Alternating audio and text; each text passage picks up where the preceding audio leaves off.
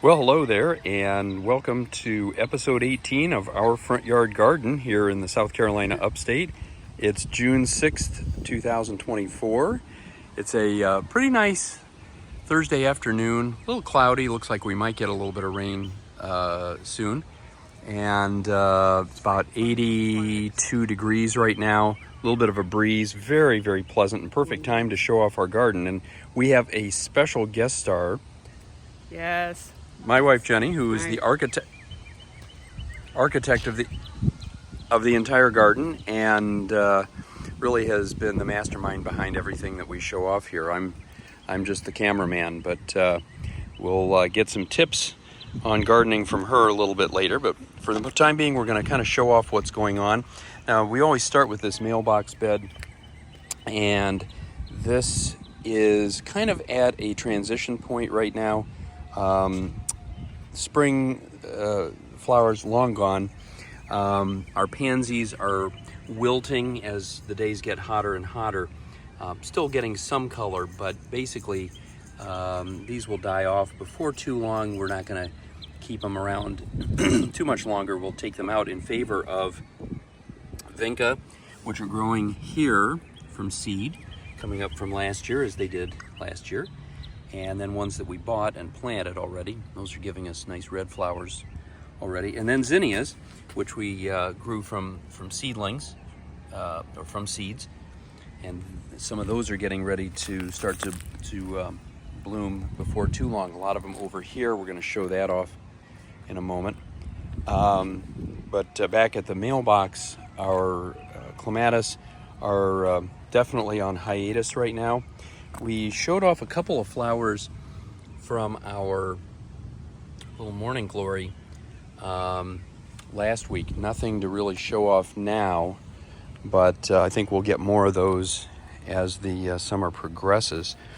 Now, coming around this way, we've just kind of have a mix of a number of different things. A lot of zinnias, still very early in their growth phase.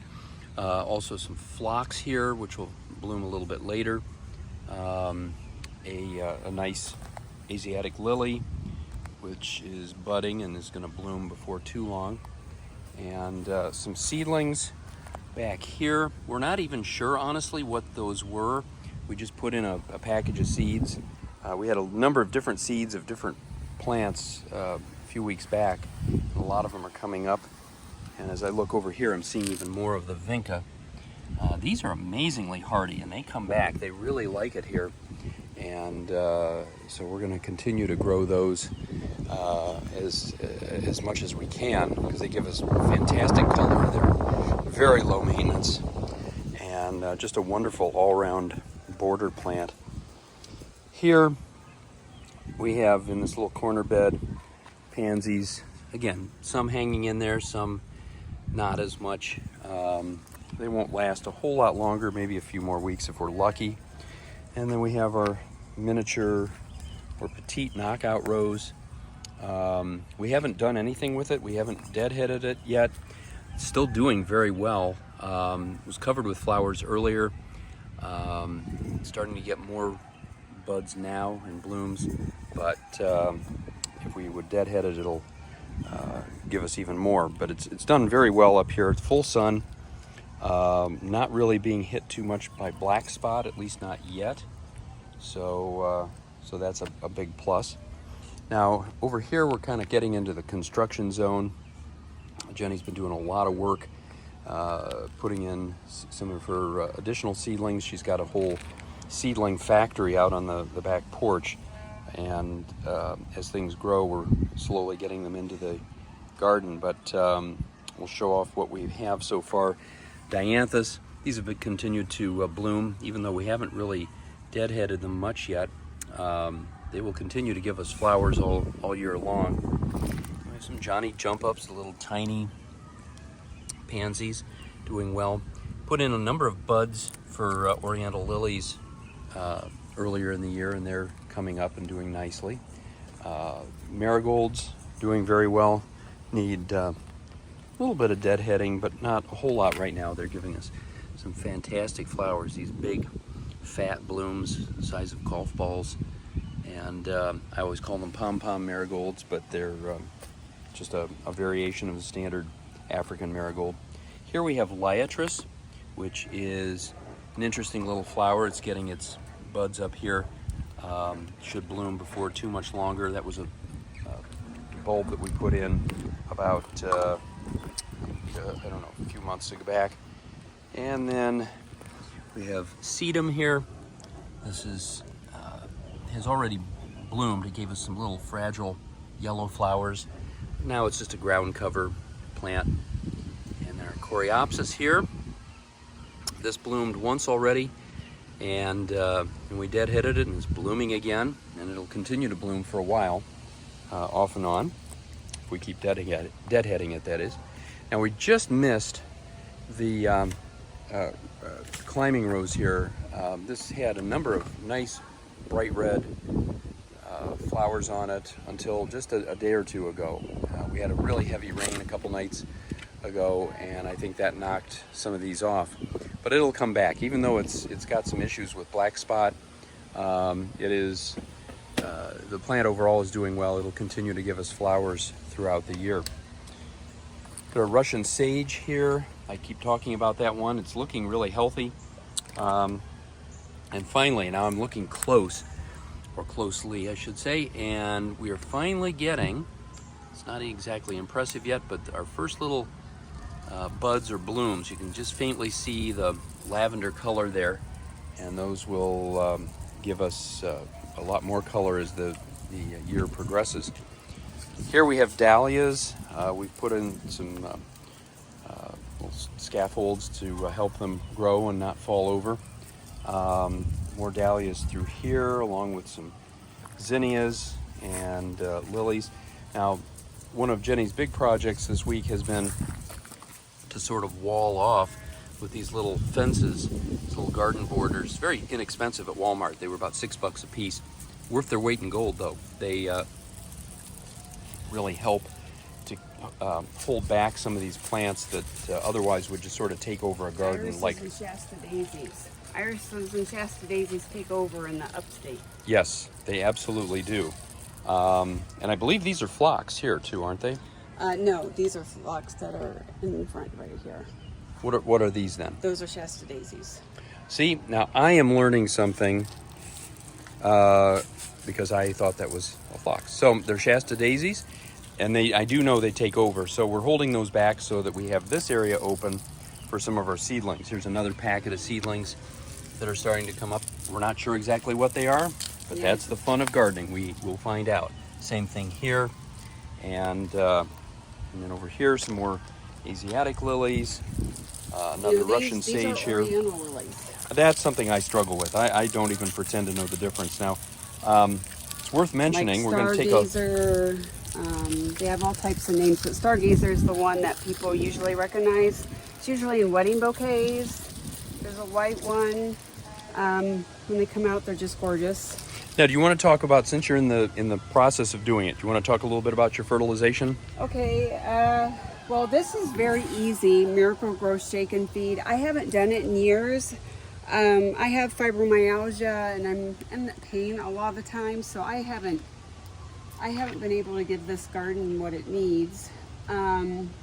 We have a daughter going to Purdue. No? Okay. That's the plan. Okay. Well, anyway, I'm trying to do everything cheaply this year. So I'm growing my own seedlings, and I'm trying to fertilize what I have to make the most of what we have, basically. And I've also, I've been a gardener for 30 years, and if you have any questions about delphiniums, any English cottage gardener type plant, I might be able to help you. Like I say, I'm not an expert, but we can help each other, and I would like feedback from you guys too. And some of those plants are, like delphiniums in particular, we've tried them down here. They don't work too well. They don't do well with the heat. And you do see them for sale in places like Home Depot and Lowe's and so forth. And they're beautiful, bright blue and other colors. But unfortunately, they don't do too well unless you have a very special situation. the heat does them in. But if you have them in partial shade, lots of water, they might do okay. But even in good soil, we've really struggled to make them succeed down here. So that's something we have kind of just taken out of our garden altogether, unfortunately, even though that's one of Jenny's favorites. Now over here are hydrangeas, doing very well. They're kind of peaking right now and probably for the next week or two, and then they'll start to lose a lot of their color. Most of this group is pink, although you do have some occasional purple ones back in here. And then over here, all pink on this plant, mostly blue with a little bit of lavender over here, and then kind of a mix on this plant, and all blue over here. They're very interesting. There's no rhyme or reason as to why you get the different colors. It's not really due to soil. The soil's all pretty much the same in this area. Just some are pink, some are blue. And then over here are gardenia. I think I mentioned last week that this was peaking at the time. It still has a few little buds on it, but most of the flowers are done. This is kind of a short-lived bloomer from the early summer. Very pretty, but doesn't last terribly long, unfortunately. Now here we have snapdragons that are kind of in between right now. They need to be deadheaded, and that's actually what Jenny's doing at the moment. And they will bloom again a little bit later on, maybe another month or two from now. These are Shasta daisies. These are Shasta's daisies. I think that you I'm going to water them. Put them in. See if they. I try not to let any plant die. Yeah. So these have gone in. We're going to water after the video. We also have, as I say, some rain coming. I filled a few drops back there for a minute, and so that'll help everything. And then over here, there isn't a whole lot going on right now. This is mostly a spring garden, although we do have a few things like our hostas, which are starting to bloom right now. And all the irises and the Dutch irises, I'm going to have to dig up and move because they're now not getting enough sun because the crepe myrtle's too big. So I'm going to put them out back. So as a gardener, always, feel free to dig up and replant your plants. We took a big group of just regular bearded iris out of this area, which was all shade, and just moved it about 10 feet to the left over in here a few weeks ago. And these will do much better next year when they get another chance to bloom. Having said that, if you look back at some of our earlier videos from the spring, all of these smaller irises did bloom. The Dutch irises, we had yellow, we had some blue, and we had some white. They all did bloom, but not a tremendous amount. They tend to like a little bit more sun. Now, I started to mention these hydrangeas here. I don't know if it's because of the shade that they're in, but these are a bright purple, very different than what we have over in the other part of the garden. And then back here we have some pink ones doing very well. So that's really about the only color in this bed right now, with the exception of the hostas. Oh, and I just saw as I was going by, got another hosta, the more variegated pattern, and it has some little purple flowers on it right now too. Now over here, this is the only other thing that's blooming at the moment, and that's our big butterfly bush. It will probably bloom for the better part of the next month before it fades out, at least based on what we saw last year. I was trying to show a big bumblebee that landed on this one. You can barely see him. But these they do fairly well for the most part. This one has just gotten a little too big for its britches, and even though it does have a lot of color, there's a lot of dead branches on it, and it needs to be chopped back once the growing season is over. Now on this side we actually have a little bit more color. These came out a little bit later. And then below that are our big knockout roses. We have 5 of them.